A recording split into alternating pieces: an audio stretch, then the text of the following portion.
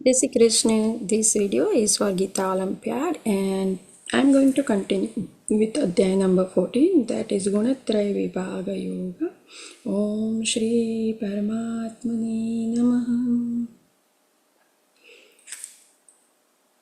Shlok number 16.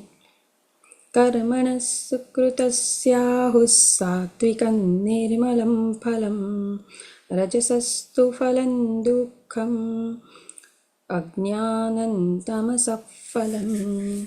એનો અર્થ અનુવાદ એવી રીતે છે કે પુણ્ય કર્મનું ફળ શુદ્ધ હોય છે અને તેને સાત્વિક ગુણમય કહેવાય છે, પરંતુ રજોગુણમાં કરેલું કર્મ દુઃખમાં પરિણમે છે અને તમોગુણમાં કરેલા કર્મ મૂર્ખામીમાં પરિણમે છે. સત્વગુણમાં કરેલા કર્મનું ફળ હંમેશા શુદ્ધ હોય છે, તેથી સમગ્ર મોહથી મુક્ત થયેલા ઋષિઓ સુખમાં રહે છે, પરંતુ રજોગુણમાં કરેલા કર્મ માત્ર દુઃખમય હોય છે. ભૌતિક સુખ માટે જે કરવામાં આવે તે અવશ્ય નિષ્ફળ જાય છે. અને તમોગુણ વિશે તો શું જ કહેવું, કે તમોગુણ વિશે કહી શકાય કે કર્તામાં જ્ઞાન હોતું નથી, તેથી તેના સર્વ કર્મ તરત દુઃખોમાં પરિણમે છે અને પછીથી તેને પશુઓની પ્રાપ્ત થાય છે. પશુ જીવન હંમેશા દુઃખમય હોય છે, જો કે પાયાના પ્રભાવ હેઠળ તેને કશું સમજાતું નથી. દિન પશુઓની કતલ તમોગુણના કારણે થાય છે. પશુનો વધ કરનાર કસાઈ જાણતો નથી કે ભવિષ્યમાં આ પશુને એવું શરીર મળશે કે તેનાથી તે પોતાનો જ વધ કરશે. એ કુદરતનો કાયદો છે. મનુષ્ય સમાજમાં જો કોઈ વ્યક્તિ અન્ય મનુષ્યની હત્યા કરે તો તે વ્યક્તિને ફાંસી આપવામાં આવે છે. આ રાજ્યનો કાયદો છે. શ્લોક નંબર 17. સત્વાત સંજાયતે જાનમ રજસો લોભ એવ ચ પ્રમાદ મોહો તમસો ભવતો જ્ઞાનમેવ ચ.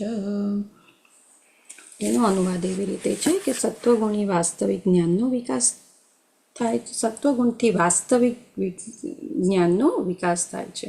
રજોગુણથી લોભ ઉત્પન્ન થાય છે અને તમોગુણમાંથી પ્રમાદ, મોહ તથા અજ્ઞાન ઉત્પન્ન થાય છે. વર્તમાન સભ્યતા જીવો માટે બહુ અનુકૂળ નહીં હોતી, તેમના ભલા માટે કૃષ્ણ ભાવનામૃતની ભલામણ કરવામાં આવે છે. કૃષ્ણ ભાવનામૃતના માધ્યમથી સમાજ સત્વગુણનો વિકાસ કરશે. સત્વગુણનો વિકાસ થવાથી લોકો વસ્તુઓને સાચા રૂપમાં જોઈ શકશે. તમોગુણમાં લોકો પશુ સમાન હોય છે અને વસ્તુઓને સ્પષ્ટપણે જોઈ શકતા નથી. તમોગુણમાં રહેવાથી લોકો જોઈ શકતા નથી કે જે પશુને તેઓ મારી રહ્યા છે તે જ પશુ આવતા જન્મમાં તેમને મારી નાખશે. લોકોને વાસ્તવિક જ્ઞાનની કેળવણી મળતી નથી, તેથી તેઓ બેજવાબદાર થઈ જાય છે. આવી બેજવાબદારીને અટકાવવા માટે સામાન્ય જનતાને સત્વગુણ ઉત્પન્ન કરે એવું શિક્ષણ મળવું જોઈએ. જ્યારે તેઓ વાસ્તવિક સત્વગુણમાં કેળવાશે ત્યારે તેઓ વિવેકયુક્ત થશે અને વસ્તુઓને તેમના યથાર્થ રૂપે જાણી શકશે. ત્યારે જ લોકો સુખી તથા સમૃદ્ધ થશે. શ્લોક નંબર 18. ઊર્ધ્વં ગચ્છન્તિ સત્વસ્સા મધ્યે તિષ્ઠન્તિ રાજસાઃ જગન્યગુણવૃત્તિસ્તા અધો ગચ્છન્તિ તામસાઃ.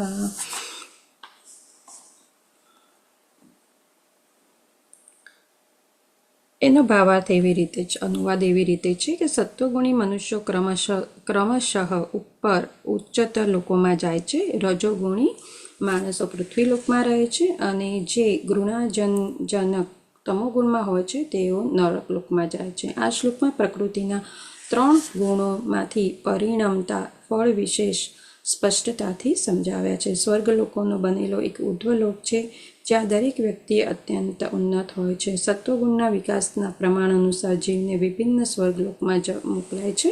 સત્યલોક અથવા બ્રહ્મલોક સર્વોચ્ચ લોક છે. ત્યાં બ્રહ્માંડના પ્રધાન પુરુષ બ્રહ્મા જ નિવાસ કરે છે. બ્રહ્મલોકમાં જે રીતે આશ્ચર્યજનક પરિસ્થિતિ છે તેનું ભાગ્ય જ અનુમાન થઈ શકે છે, પરંતુ જીવનની સર્વશ્રેષ્ઠ અવસ્થા અર્થાત સત્વગુણ આપણને ત્યાં લઈ જઈ શકે છે. રજોગુણ મિશ્ર છે, તે સત્વ તથા તમોગુણની વચ્ચે છે. મનુષ્ય સદા શુદ્ધ હોતો નથી. જો તે પૂર્ણપણે રજોગુણમાં સ્થિત હોય તો તે આ પૃથ્વી ઉપર જ રાજા કે શ્રીમંત વ્યક્તિ તરીકે રહે છે, પરંતુ ગુણોના મિશ્રણ થતા રહે છે, તેથી તેનું પતન પણ થઈ શકે છે. આ પૃથ્વી પરના રજોગુણી કે તમોગુણી લોકો જબરજસ્તીથી કોઈ યંત્ર વડે ઉચ્ચતર લોકમાં જઈ શકતા નથી. રજોગુણમાં મનુષ્ય બીજા જન્મમાં ઉન્મત્ત થાય એવી પણ શક્યતા રહે છે. રજોગુણી તથા તમોગુણી મનુષ્યને સત્વગુણી બનવાની તક કૃષ્ણ ભાવનામૃતની પદ્ધતિ દ્વારા મળી શકે છે. પરંતુ જે મનુષ્ય આ સુઅવસરનો લાભ લેતો નથી તે નિમ્નતર ગુણોમાં જ રહે છે, એમાં કોઈ શંકા નથી. ઓમ શ્રી કૃષ્ણાર્પણમસ્તુ. હરે નમઃ. હરે નમઃ.